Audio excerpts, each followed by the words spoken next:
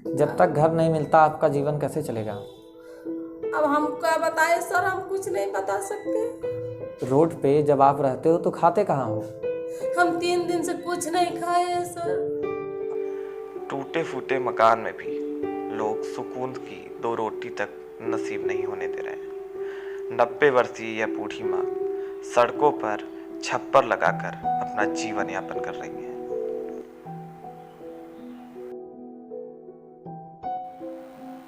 यह मामला है थाना चंदवा क्षेत्र का, जहां इस टूटे फूटे मकान को बचाने के लिए यह परिवार काफ़ी मशक्कत कर रहा है। लोगों का आरोप है कि यह मकान सरकारी ज़मीन पर बना हुआ है, जिसे अब ग्राम प्रधान खाली कराना चाहते हैं। यह परिवार रो रो के बस यही कह रहा है कि अगर ये घर हम छोड़ दिए तो हमारे पास इतना पैसा ही नहीं है कि हम कहीं और अपना आशियाना बना सकें, और अगर हम 100 सालों से यहाँ पर जीवन यापन कर रहे हैं तो फिर यह मकान आज खाली क्यों कराया जा रहा है।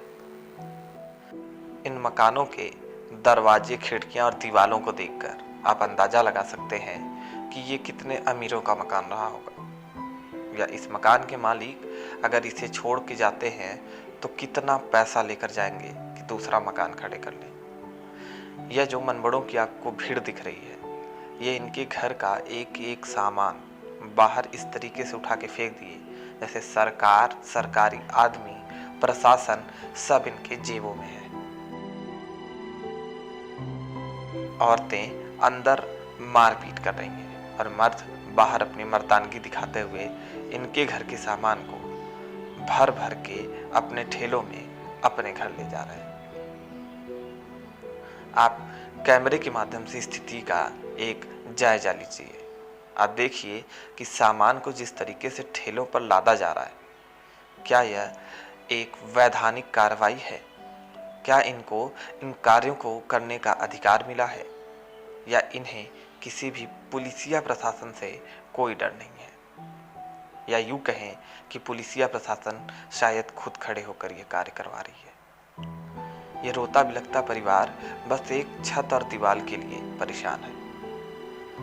आप इनके मकान का अगर अंदाज़ा लगाएंगे तो आप यह महसूस करते देर नहीं पाएंगे कि इस मकान की स्थिति बस इतनी सी है कि यहाँ बस एक छत है, कमज़ोर दीवारें, कमज़ोर हौसले, और आर्थिक रूप से टूटा यह परिवार बस बिलख रहा है तो अपने आखिरी आशियाने के लिए, क्योंकि उन्हें पता है कि अगर उनका यह आशियाना उनसे छिन गया तो फिर उनके पास इतना पैसा ही नहीं कि वो एक कोई दूसरा आशियाना बना सके। आइए पूरी कहानी जानते हैं इसी परिवार के मुंह से। क्या है मामला, क्या है सच्चाई, और क्यों किया जा रहा है ये सब।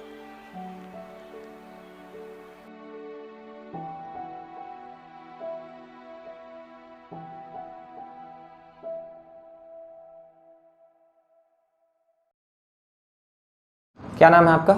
सुरशक्ति जायसवाल। कहाँ की रहने वाली हैं आप? रामदेवपुर डोभी स्टेशन के निवासी है। क्या मामला था आपका?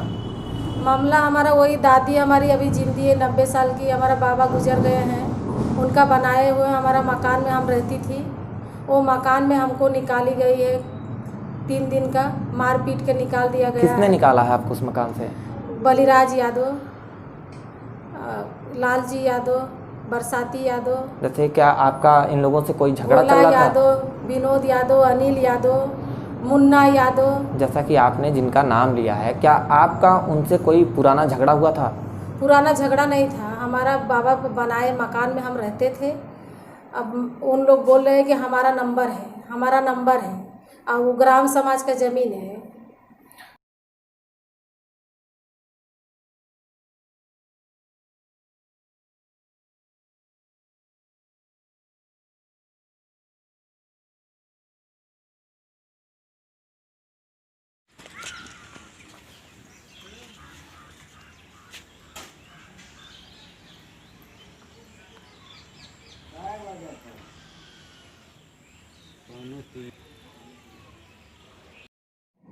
वहाँ लगभग रहने वालों की संख्या क्या होगी?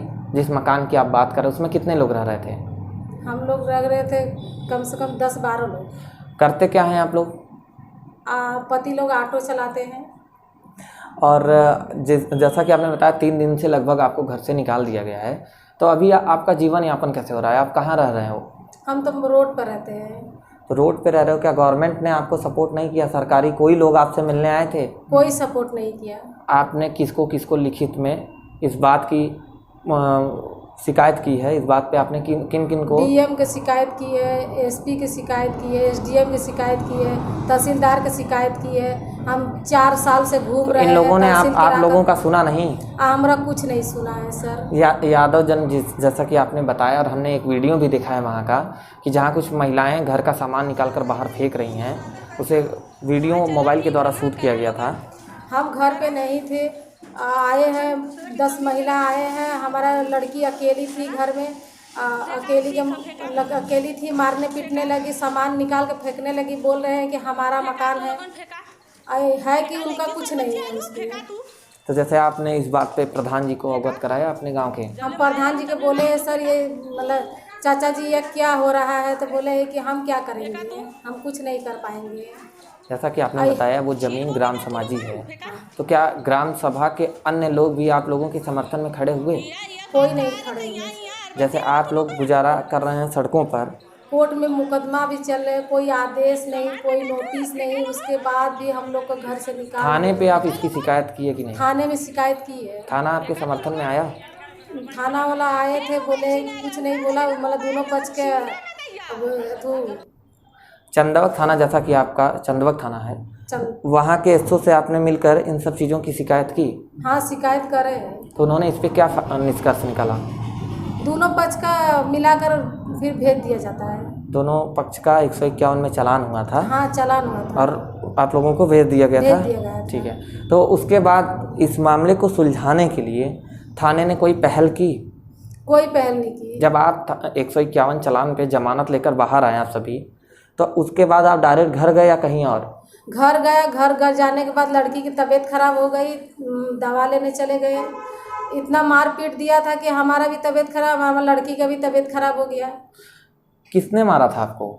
औरतें सब का नाम क्या है उन औरतों का, क्या नाम जानती हैं? हाँ गायत्री है और अनीता है, यही सब मारी थी औरतें। संतरा ये सब मतलब सभी औरतें मारी थी, मार के लेटा दी थी। बोले तो आपने इन सब चीज़ों की शिकायत थाने पर की कि आपके साथ मारपीट भी हुआ है? हाँ गए थे तो वीडियो देखे थे, मतलब एसओ साहब तो बोले कि मतलब उन लोग को जेल में रखें, उसके बाद फिर छोड़ दिए, चालान 151 का कर दिए।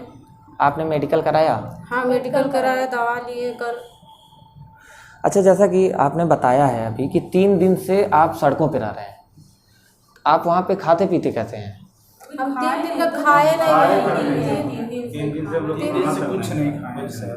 3 दिन से आप सड़कों पे अपना जीवन बिता रहे हैं, और कोई ऐसा नहीं है जो आपके मदद के लिए खड़ा हुआ है? कोई नहीं खड़ा, मदद के लिए कोई खड़ा ही नहीं है। जहाँ जहाँ आप गए कोई किसी ने समर्थन आपका नहीं किया? कोई नहीं समर्थन।